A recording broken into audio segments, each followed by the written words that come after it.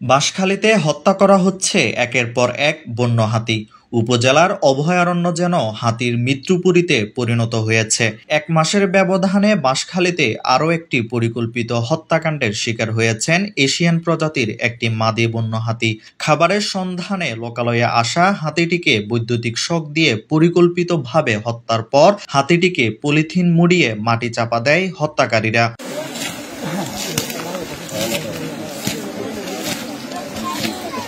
মঙ্গলবার বিকেলে বাঁশখালী উপজেলার পুইছড়ি ইউনিয়নের ৫ নং ওয়ার্ডের মধ্যমজিরির চিতাখোলা এলাকায় মাটি খুঁড়ে হাতিটি উদ্ধার করে সংশ্লিষ্ট বন বিভাগ। এরপর হাতিটির ময়নাতদন্ত করা হয়। আমি গাড়ি একটা নিয়ে ওখানে গেছি, উনি বলছে ডাকিয়া ওখানে হাতি মরছে।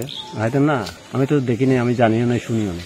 কত লোকে বলছে কথা মিথ্যে, আমার এই বক্তব্য এটা উল্টো হতে পারে।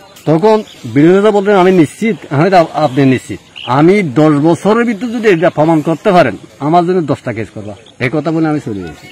তখন মা বিলে এসি চেয়ারম্যান কল মোবাইল দিছি আমি বাদশাকে, যে বাদশার নাম বলছি, বাদশারে বলি আমি কাল যে তোমাদের জন্য আমি ওখানে এভিডেভিট দিয়েছি, হাতি কি এখানে মরছে না? ওদের না, হাতি মরে নাই, হাতি মেয়েটি ফাঁড়টা কিসে এন হয়ে তারা যে বছর খাই গেছে।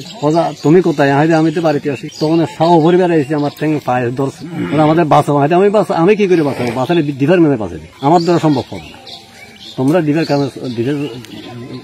অফিসে চলে যাও। ওরা স্বীকার করছে পরে। ছোট ভাই বলছি আমি, ও হাতে কি করি কিরা মরল? ওরা বাবু ওখানে আমার অনেক বড় ভাঙছিল, এর আগরাই এগুলা সত্য কথা বলছি।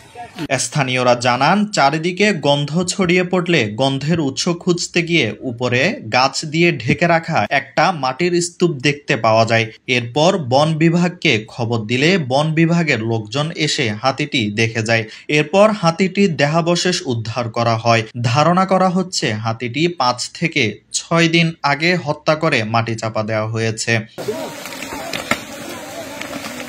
উপজেলা প্রাণী সম্প্রসারণ কর্মকর্তা ডক্টর শাহজাদা মোহাম্মদ জুলকারনাইন এবং জলদি অভয়ারণ্যের রেঞ্জ কর্মকর্তা মোহাম্মদ আনিসুজ্জামান শেখ বলেন, এটি একটা বাচ্চা হাতি। হাতিটির বয়স আনুমানিক 6 বছর। পরিকল্পিতভাবে বৈদ্যুতিক শক দিয়ে হাতিটিকে হত্যা করা হয়। যে হাতিটা আমরা ময়নাতদন্ত করতে আসছি, এটা হচ্ছে একটা স্ত্রী হাতি। এটার বয়স আনুমানিক 6 থেকে 7 বছর এরকম হবে। হাতিটাকে আমরা অত্যন্ত পরিকল্পিতভাবে ইলেকট্রিক শক দিয়ে মৃত্যু নিশ্চিত করার পর তারপর চিৎ করে মাটি চাপা দেওয়া হয়েছে। মাটি চাপা দেওয়ার আগে হাতিটাকে অত্যন্ত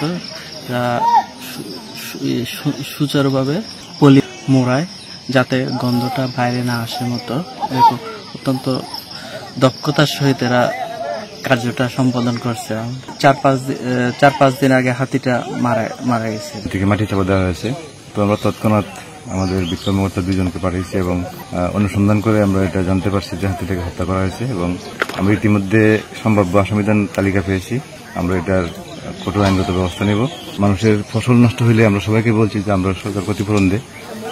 আমরা যদি এরকম কোনো তথ্য আমরা পাই যে কোথাও দ্বারা ফসল ক্ষতিগ্রস্ত হয়েছে ব্যক্তি মালিকানাধীন জমিতে, আমরা কিন্তু নিজেরা উদ্যোগী হয়ে তাকে আবেদন করাই এবং যথাসময়ে তাকে ক্ষতিপূরণ দেওয়ার চেষ্টা করি। ইতিমধ্যে দিয়েছে। আসলে হাতিকে এটা একটা বিরল এশিয়ান প্রজাতির একটা বিপন্ন প্রায় বন্যপ্রাণী। এটাকে রক্ষার জন্য সর্বাত্মক সচেতনতা দরকার। এদিকে একের পর এক বন্য হাতি হত্যার ঘটনায় উদ্বেগ প্রকাশ করেছেন পরিবেশবাদী সংগঠনগুলো। বলছেন, সংশ্লিষ্ট বন বিভাগের গাফিলতির কারণে নির্বিচারে হত্যা করা হচ্ছে বন্য হাতি।